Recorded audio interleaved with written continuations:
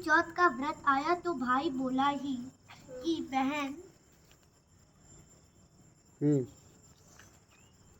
बहन आओ, बहन भोजन करे।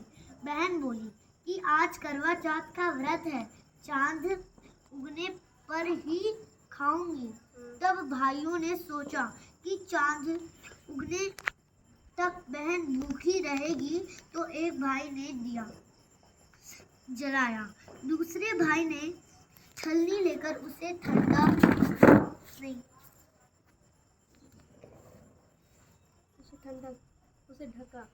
ढका और नकली चांद दिखाकर बहन से कहने लगे कि चल, चांद उग आया है, अर्घ दे ले। बहन अपनी भाभीयों से कहने लगी कि चलो अर्घ दे, तो भाभीयों बोली तुम्हारा चांद उगा होगा, हमारा चांद तो रात को उगेगा।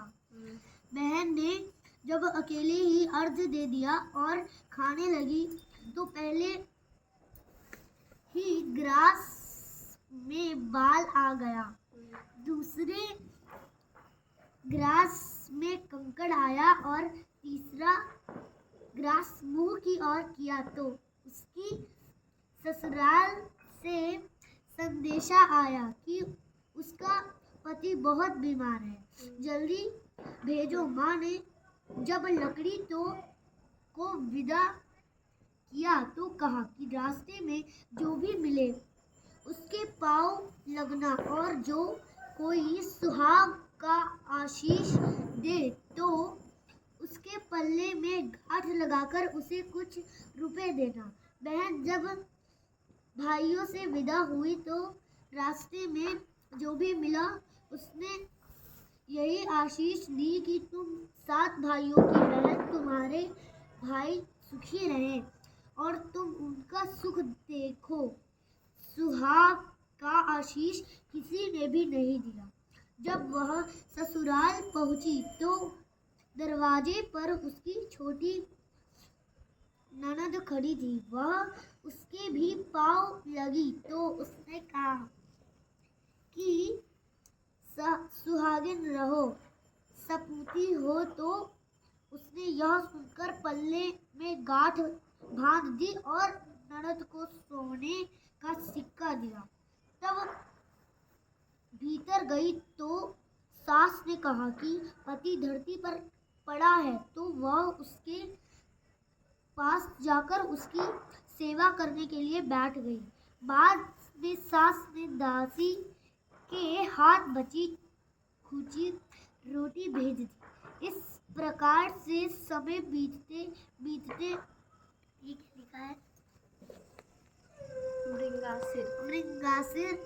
मार्गशीर्ष की चौथ आई तो चौथ माता बोली करवा ले भाइयों की प्यारी करवा ले। लेकिन जब उसे चौथ माता नहीं दिखलाई दी तो वह बोली है माता,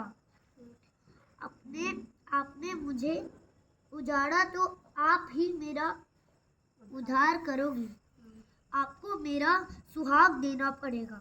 तब उस चौथ माता ने बताया कि पौष की चौथ आएगी, वह मेरे से बड़ी है, उसे ही सब कहना, वही तुम्हारा सुहाग वापस देगी।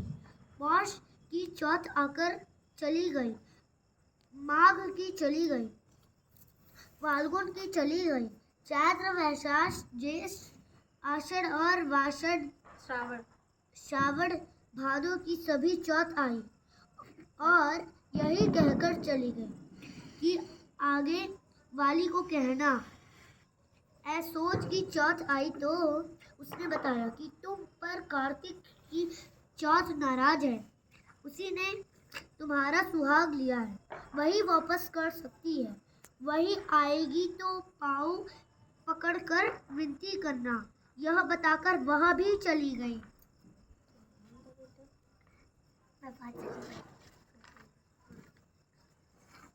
जब कार्तिक की चौथ आई तो वह गुस्से से बोली, भाइयों की प्यारी करवा ले, दिन में चांद उगानी करवा ले, व्रत खंडन करने वाली करवा ले, भूखी करवा ले।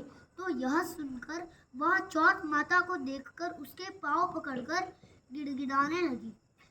हे चौथ माता, मेरा सुहाग तुम्हारे हाथों में है, आप ही मुझे सुहागिन करे। तो माता बोली, पापिन हत्यारिन, मेरे पाँव पकड़कर क्यों बैठ गई? तब वह बोली कि जो मुझसे भूल हुई उसे क्षमा कर दो, अब भूल नहीं करूंगी।